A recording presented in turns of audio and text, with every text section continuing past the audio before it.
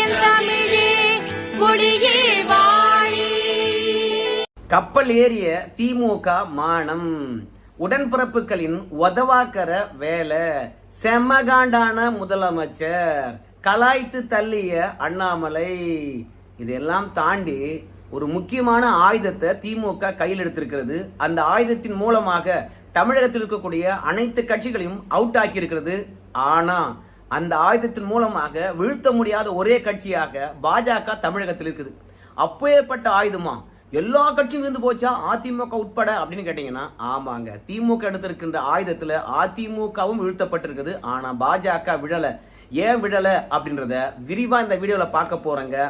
நண்பர்கள், நம்முடைய சேனலுக்கு நீங்க சப்போர்ட் பண்றதா இருந்தா இந்த விவசாயினுடைய யூடியூப் சேனலை சப்ஸ்கிரைப் பண்ணிக்கிங்க. சப்ஸ்கிரைப் இதுவரைக்கும் பண்ணாத நண்பர்கள் சப்ஸ்கிரைப் பண்ணிக்கிங்க. நிறைய பேரும் சப்ஸ்கிரைப் பண்ணாம வீடியோவை பாக்குறீங்க. நீங்க சப்ஸ்கிரைப் பண்ணீங்கன்னா தான் எனக்கு சப்போர்ட்டா இருக்கிறதா நான் நினைச்சுக்குவாங்க. நம்ம பின்னாடி இவ்வளவு நண்பர்கள் இருக்கிறாங்க அப்படின்னு பயம் இல்லாம எல்லா விஷயத்தையும் துணிச்சலா பேசலாங்க. இப்ப வாங்க உடன்பிறப்புகளுடைய உதவாக்கற வேலையை பார்க்கலாம். இந்த வீடியோ தான் சமூக வலைதளத்துல வைரலாகி கொண்டு இருக்கிறது.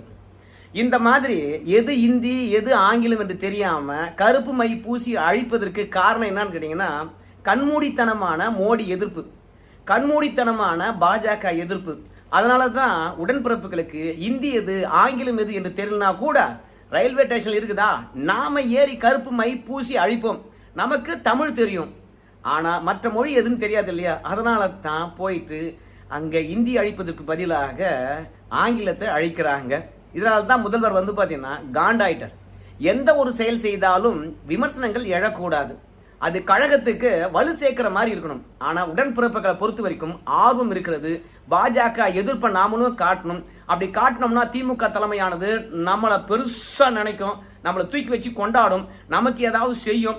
நாம் ஏதாவது தப்பு பண்ணா கூட கழகமானது நம்மளை காப்பாற்றும் அப்படின்னு சொல்லிவிட்டு தலைவருடைய கவனம் நம்ம பக்கம் திரும்ப வேண்டும் என்பதற்காக அடாவடித்தனமாக இருக்கக்கூடிய எல்லா ஆபீஸ்லும் போயிட்டு கருப்பு பெயிண்டை கொண்டு இந்தி அழிக்கிறாங்களோ இல்லையோ, தமிழை தவிர்த்து அங்க இருக்கக்கூடிய எல்லா எழுத்தையும் அழித்து தள்ளுகின்றார்கள். அழிக்கிறவனுக்கு தான் எது இந்தி இங்கிலீஷ்னு தெரியலனா கூட அந்த மைய கொடுக்குறானே அவனாவது சொல்லக்கூடாது. அவன் அழித்த பிறகுதான் எங்கிருந்தோ ஒரு குரல் வருது, யாப்பா அது ஆங்கிலம்பா, அதுக்கு மேல இருக்கு பாருப்பா, அதை அழியுங்கப்பா அப்படின்னு சொல்றாங்க. உடன்பிறப்புகளுக்கு அந்த அளவுக்கு தான் அறிவே இருக்குது. இந்த மாதிரி தான் திமுகவுடைய மானமானது கப்பல் ஏறுகிறது. என்னமோ தெரியலீங்க, திமுகவில் செய்கின்ற ஒவ்வொரு செயலும் இப்போதெல்லாம் ட்ரோல் மெட்டீரியலாகவே ஆயிடுது. பயங்கரமாக சமூக வலைதளத்தில் கலாய்த்து தள்ளுறாங்க. நம்ம முதல்வரை பொறுத்த வரைக்கும் திமுக ஆட்சி வந்த பிறகு எப்பேற்பட்ட திட்டங்கள்லாம் கொண்டு வந்திருக்கிறோம், கூட்டணி கட்சிகளுடன் முரண்பாடா, அதையெல்லாம் தாண்டி திமுக தலைவர் மற்றும் முதலமைச்சர் இதையெல்லாம் தாண்டி அப்பா என்று அழைக்கின்றார்கள். இந்த மாதிரி விஷயங்கள்லாம் பேசினார். அதுவும் ஒட்டுமொத்தமாக கலாய்க்கின்ற மெட்டீரியலாக மாறி போய்விட்டது. அதுக்கப்புறம் முதல்வர் மருந்தகம் கொண்டு வந்தாங்க, அதுவும் ஒட்டுமொத்தமாக ட்ரோல் மெட்டீரியலாக ஆகி போயிடுச்சு. ஒரிஜினல் எப்படி இருக்கும், டூப்ளிகேட் எப்படி இருக்கும், என்றைக்கும் டூப்ளிகேட் தான் அப்படின்னு சொல்லிட்டு அண்ணாமலை அவர்களே பாத்தீங்கன்னா முதல்வர் ஒட்டுமொத்தமாக ஸ்டிக்கர் ஒட்டுறாரு அப்படின்னு சொல்லிவிட்டு கலாய்க்கின்ற நிலைக்கு போயிடுது. இந்த தேர்தல் வியூக வகுப்பாளர்னு இருக்காங்க தெரியுமா, அவங்க என்ன மாதிரி வியூகத்தை வகுத்து தராங்கன்னு தெரியல. ஏன்னா முதல்வரே சில செயல்களை செய்கின்ற போது அது விமர்சனத்துக்கு உள்ளாகுது. ஆனா இவங்கெல்லாம் நிர்வாகிகள், கீழ்மட்ட தொண்டர்கள், இவங்களுக்கு என்ன பெருசா அறிவு இருந்திருக்க போது? கண்மூடித்தனமாக எப்போதுமே பாஜக எதிர்ப்பு இல்ல அதிமுக எதிர்ப்பு, அது மட்டும் தான் அவங்களுக்கு தெரியும். கொஞ்சம் அறிவுபூர்வமா கேள்வி கேட்டா, நீ அவனுக்கு எடுப்பா, நீ அவனுக்கு ஊதுகுழலா, நீ அவனுக்கு அடிமையா அப்படின்னு கேள்வி கேட்டுருவாங்க. மொத்தத்துல நாகரிகமற்ற வார்த்தையை பேசுறது தான் திமுக உடன்பிறப்புகளுடைய வாடிக்கையா இருக்குது. இந்த மாதிரி உதவாக்கிற வேலையெல்லாம் செஞ்சா எப்படி கலாய்க்காம இருப்பாங்க?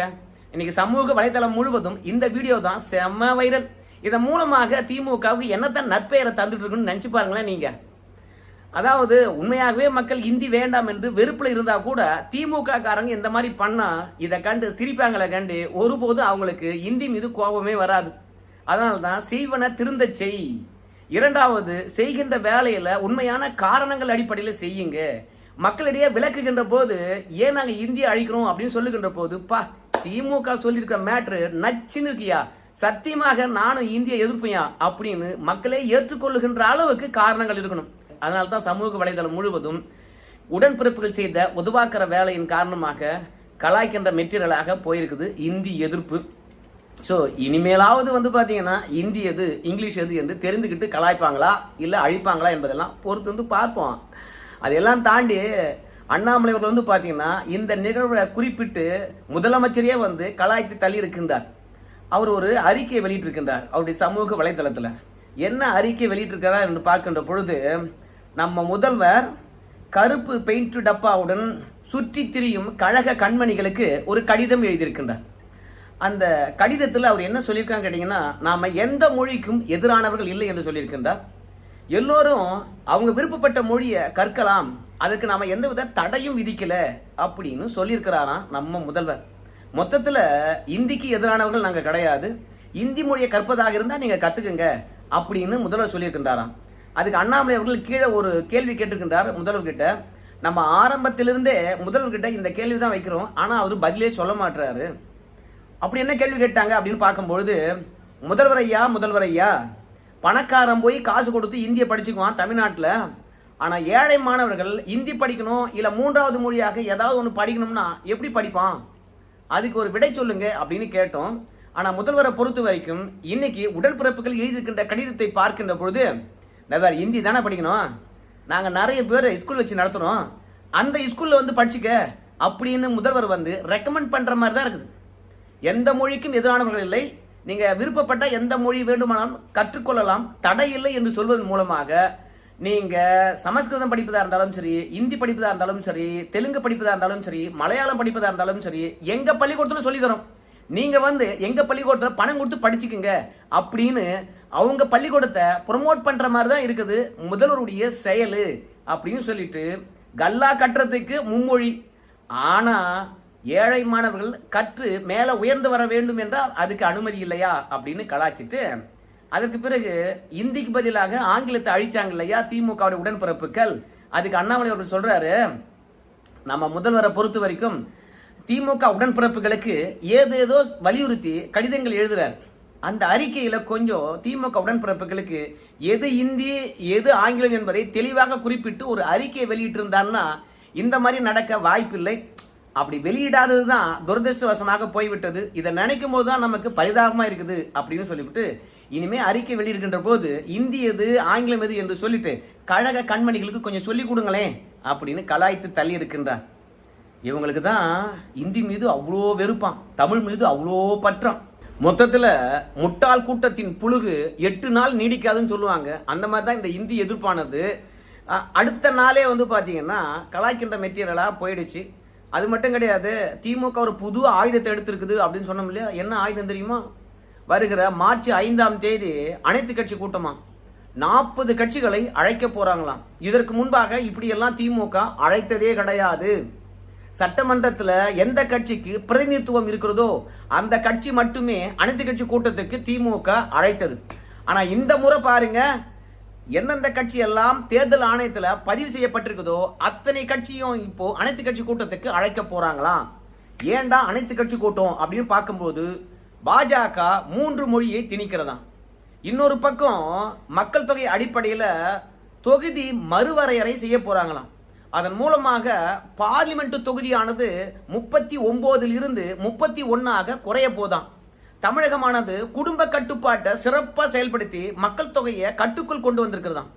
அதனால இப்போ மக்கள் தொகை அடிப்படையில் தொகுதி வரையறை செஞ்சாங்கன்னா 8 தொகுதி காலி ஆகுது. அதனால அதையும் விவாதிக்க வேண்டியதாக இருக்குது. ஏற்கனவே நாம 39 பேர் ஒன்னா சேர்ந்து பார்லிமெண்ட்ல குரல் கொடுத்தா கூட நமக்கான பிரதிநிதித்துவம் கிடைப்பது கிடையாது. இப்போ உறுப்பினர் எண்ணிக்கையும் குறைச்சிட்டாங்கன்னா அப்புறம் நாம என்ன பண்றது? அதனால அதையும் விவாதிக்க வேண்டும், அதற்காகவும் அனைத்து கட்சி கூட்டம் அப்படின்னு நம்ம முதல்வர் சொல்றார். அது மட்டும் இல்ல, நீட்டு விஷயத்தை பற்றியும் விவாதிக்க போறாங்களாம். திடீர்னு நாங்க ஆட்சிக்கு வந்தா ஒத்த கையத்துல நீட்டை நீக்கணும்னு சொன்னீங்களே, இப்ப ஏன் செயல்படுத்தல அப்படின்னு கேட்பீங்க. நீட்டு ரகசியம் எனக்கு மட்டும்தான் தெரியும் அப்படின்னு சொல்லிட்டு நம்முடைய உதயநிதி அண்ணா அவர்கள் சொன்னாரு. அந்த ரகசியம் இதுதானா அப்படின்னு கேட்காதீங்க. மொத்தத்துல தேர்தல் வாக்குறுதியாக 505 கொடுத்துருக்குறாங்க. அந்த 505 நாங்க ஆட்சிக்கு வந்தா செய்வோம், நாங்க ஆட்சிக்கு வந்தா செய்வோம் அப்படின்னு தான் திமுக சொல்லிச்சு. யாரும் எதிர்கட்சிகளை கூட்டி உட்கார வச்சு எதிர்கட்சிகள் என்ன சொல்லுது அதுக்கேற்ற மாதிரி இந்த திட்டங்கள்லாம் நிறைவேற்றுவோம் அப்படின்னு சொல்லல. மத்திய அரசாங்கம் பணம் கொடுத்தாதான் இந்த திட்டத்தை நிறைவேற்ற முடியும் அப்படின்னு சொல்லல. நாங்க ஆட்சிக்கு வந்தா எல்லாவற்றையும் கிழித்து கெவுரு நாத்து விட்டுருவோம் அப்படிதான் சொன்னாங்க. ஆனா இன்னைக்கு எந்த பிரச்சனையா இருந்தாலும் சரி அழுகுரல் தான் கேட்கறது திமுக கிட்ட இருந்து. ஆனா இந்த அனைத்து கட்சி கூட்டம் என்பது ஒட்டுமொத்த கட்சிகளும் திமுக அரசியலுக்குள்ள கொண்டு வருவதுக்கு தான். ஏன்னா தமிழகத்துல நீங்க தொலைக்காட்சியை பாருங்க, 5 செய்தியாவது பெண்களுக்கு எதிரான பாலியல் வன்முறை வழக்குகள் பற்றியான செய்திகள் தான் வரும். அந்த அளவுக்கு பெண்களுக்கு பாதுகாப்பற்ற சூழ்நிலை இங்க இருக்குது. இத மடைமாற்ற வேண்டும். அதுவும் இல்லாம திமுக தந்த தேர்தல் வாக்குறுதி நிறைவேற்றவே இல்லை. தேர்தல் நெருக்கம் வந்தாச்சு. இப்படி பல்வேறுபட்ட விஷயத்துல திமுக தோல்வி அடைந்திருக்கின்ற பொழுது இப்ப எதிர்கட்சிகளை நாம ஒரு முனையில அரவணைத்து பாஜக எதிராக நிறுத்திட்டோம்னு வச்சுங்களேன், நம்மளை பற்றி யாரும் பேச மாட்டாங்க, பாஜக பற்றி தான் பேசுவாங்க. அதனால பாஜக மும்மொழியை திணிக்கிறது. அது மட்டும் கிடையாது, திடீர்னு பாத்தீங்கன்னா தொகுதியை குறைக்க போறாங்க அப்படின்னு சொல்லிவிட்டு அனைத்து கட்சி கூட்டமா இந்த மொழி விஷயமா இருந்தாலும் சரி, தொகுதியை குறைக்கின்ற விஷயமா இருந்தாலும் சரி, அதிமுகவுக்கு என்ன நிலைப்பாடோ அதே நிலைப்பாடு தான் திமுகவுக்கும். அதனால அவங்களும் அனைத்து கட்சி கூட்டத்தில் கலந்துக்காம. ஆனா பாஜக இது தேவையில்லாத விஷயம். யாருமே 3வது மொழியை திணிக்கல. 2வது நீ ஹிந்தி தான் படிக்கணும்னு சொல்லல. 3வது தொகுதி வரையறை என்பது இன்னும் வெளியிடப்படவே இல்லை. எப்ப பண்ண போறாங்கன்னு தெரியல, எப்ப தொடங்க போறாங்கன்னு தெரியல. அதனால இப்ப அனைத்து கட்சி கூட்டமானது தேவையில்லை. நீட் என்பது நீங்க தான் ரத்து பண்றேன்னு சொன்னீங்க, அதுக்கு நாங்க பொறுப்பு இல்லை. அதனால திமுகவுடைய அரசியலுக்கு நாங்க ஊருகா கிடையாதப்பா. நீங்க அனைத்து கட்சி கூட்டமாவது கூட்டிக்கீங்க, நீங்க என்னன்னா பண்ணிக்கங்க. ஆனால் திமுக பாத்தீங்கன்னா தன்னுடைய தவறை மறைப்பதற்காக இது போன்ற ஒரு அரசியலை செய்யுது அப்படின்னு சொல்லிட்டு அனைத்து கட்சி கூட்டமே திசை திருப்புகின்ற அரசியல் என்று சொல்றாங்க. ஒன்னும் கிடையாது. தந்தை பெரியார் தீகா கழகத்தினரை பொறுத்த வரைக்கும் சீமான் வீட்டுல 10 பேர் இன்னைக்கு 3 பெட்ரோல் குண்டை வீசுறதுக்கு முற்பட்டு இருக்காங்க. அவனுடைய அதாவது சீமானுடைய கேட்ல போய் வீசுறதுக்கு சில பேர் மேல ஏறான். இத்தனைக்கும் திமுகவுடைய தாய் கழகம் தான் இந்த தந்தை பெரியார் திராவிட கழகம். அதுல இருக்கிறவங்க தீவிரவாதியா மாறி தமிழகத்துல துணிச்சலாக 10 பேரை நீ கைது பண்ணிருக்காங்க. 10 பெட்ரோல் குண்டு எத்துனாலும் என்னன்னு தெரியல. ஆனா 3 பெட்ரோல் குண்டை சீமான் வீட்டுல வீசுவதற்காக முயற்சி பண்ணிருக்காங்க இன்னைக்கு. அப்ப சட்டம் ஒழுங்கு எந்த அளவுக்கு கெட்டு போச்சு பாருங்க. திமுக ஆட்சி வந்துச்சுனாவே சமூக விரோதிகளுடைய கூடாரமாக தமிழகம் மாறிடணும்னு சொன்னாங்க. ஆனா இன்னைக்கு திமுகவுடைய ஆதரவு பெற்ற ஒரு கழகமே போய் ஒரு அரசியல் கட்சி தலைவர் வீட்டுல பெட்ரோல் குண்டு வீசுகின்ற அளவுக்கு சட்டம் ஒழுங்கு கெட்டு போயிருக்கு. இதை பற்றி ஊடகம் பேசுமா? பேசவே பேசாது. இன்னைக்கு அரசு ஊழியர்கள் அத்தனை பேரும் காரணத்தையே சொல்லாம விடுபடுத்திட்டாங்க.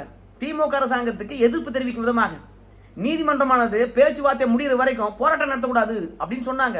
அதனால போராட்டத்தில் கலந்துக்கிட்டோம்னா நீதிமன்ற அவமதிப்பு வழக்கு வரும் சொல்லிட்டு எல்லாம் லீவ் போட்டான். இன்னைக்கு எல்லா ஆபீஸும் பாத்தீங்கன்னா காத்தாடுது. மக்களுக்கு சேவையாற்ற வேண்டிய அரசு ஊழியர்கள் வரல. இதை பற்றி ஊடகம் பேசவே இல்லை. அரசு ஊழியர்கள் கோரிக்கையை இந்த திமுக அரசாங்கம் நிறைவேற்ற மாதிரி தெரியல. வாக்குறுதி கொடுத்தாங்க, என்னத்தை நிறைவேற்றினாங்க? இப்போ திமுக அரசாங்கத்தின் பேரானது சுத்தமா கெட்டு போய் கிடக்கிறது.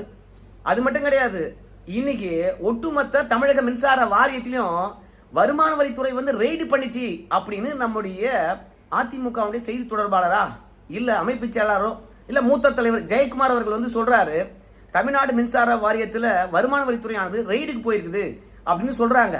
அந்த செய்தியை எந்த ஊடகமும் போடல. திடீர்னு இந்த வீடியோ பேசுறதுக்கு முன்பாக பார்க்கின்ற போது மின்சார வாரியத்தில் யாரும் ரெய்டுக்கு வரல, ஆய்வுக்கு மட்டும் வந்திருக்கிறாங்க. ஆய்வுனா என்ன, ரெய்டுனா என்னன்னு தெரியல. ஒருவேளை ஆய்வு என்பது எல்லா பேர் பார்ட்ஸும் எல்லா மிஷினரிஸும் சரியா ஒர்க் பண்ணுது அப்படின்னு பாக்குறதுக்காக வந்திருக்காங்களா? வருமான வரி என்பது பாத்தீங்கன்னா கணக்கு வழக்க பாக்குறதுக்கு அப்படின்னு சொல்லிவிட்டு ஆய்வுக்காக வந்தார்கள் என்று ஒருபோதும் ரெய்டு நடத்தல அப்படின்னு விளக்கம் அளிச்சிருக்காங்க. சோ தமிழகத்துல பெண்களுக்கு பாதுகாப்பு கிடையாது. இரண்டாவது, அரசியல் தலைவர்களுக்கு பாதுகாப்பு கிடையாது. அரசு ஊழியர்கள் லீவ் போட்டதுனால அலுவலகங்கள் முடங்கி போயிருக்கிறது, மக்களுக்கு சேவை கொடுக்க முடியல. அதோட தமிழகத்தில் பல இடங்களில் ரெய்டு நடந்திருக்கிறது மின்சாரத்துறையில. அது மட்டும் கிடையாது, 10,000 மெகாவாட் மின்சாரத்தை திமுக அரசாங்கம் வெளியிலிருந்து கொள்முதல் பண்ண போதான். ஆனா கேட்டா நாங்க எக்கச்சக்கமா மின்சாரத்தை உற்பத்தி பண்ணி ஸ்டோர் பண்ணி வச்சிருக்கோம், தட்டுப்பாடே வராதுன்னு சொல்றாங்க. அப்படி தட்டுப்பாடே வராது மின்சாரம் அப்படின்னு சொல்லிட்டு எதுக்கு 10,000 மெகா யூனிட் மின்சாரம் வெளியிடத்துல இருந்து வாங்க போறாங்கன்னு தெரியல. மொத்தத்துல தமிழக அரசாங்கமானது எதையாவது சுரண்டணும், இல்ல எப்படியாவது அரசியல்ல திசை திருப்பி வெற்றி பெறணும் என்பதுதான் அவங்களுடைய எண்ணமா இருக்குது. அதற்காக தான் திமுக ஆட்சியின் தோல்வியை மறைப்பதற்காக அனைத்து கட்சி கூட்டம். இதுல அதிமுகவும் பலி. ஆனா பாஜக மட்டும்தான் உங்க அரசியலுக்கு நாங்க ஊருகா இல்ல, அனைத்து கட்சி கூட்டம் தேவையில்லாதது அப்படின்னு சொல்லியிருக்கிறாங்க. இரண்டாவது, அண்ணாமலை இதெல்லாம் முடிவு பண்ணுவாருங்க அனைத்து கட்சி கூட்டத்தை பற்றி அப்படின்னு சொல்லிடுறாங்க. சரி பார்க்கலாங்க, இந்த அனைத்து கட்சி கூட்டத்தில் பாஜக கலந்து கொண்டு எந்த மாதிரி கருத்தை முன்வைக்க போகுது அப்படின்னு பார்க்கலாம். ஸோ உதவாக்கரைய முதலமைச்சர் வச்சுக்கிட்டு மீண்டும் 2026 வெற்றி பெறுவோம் அப்படின்னு உடன்பிறப்பிலிடம் புலகாந்திகம் அடைகின்றாரு. உண்மையாக 2026 வெற்றி பெறுவாருங்களா? உங்க கருத்து சொல்லுங்க. நன்றி நண்பர்கள்.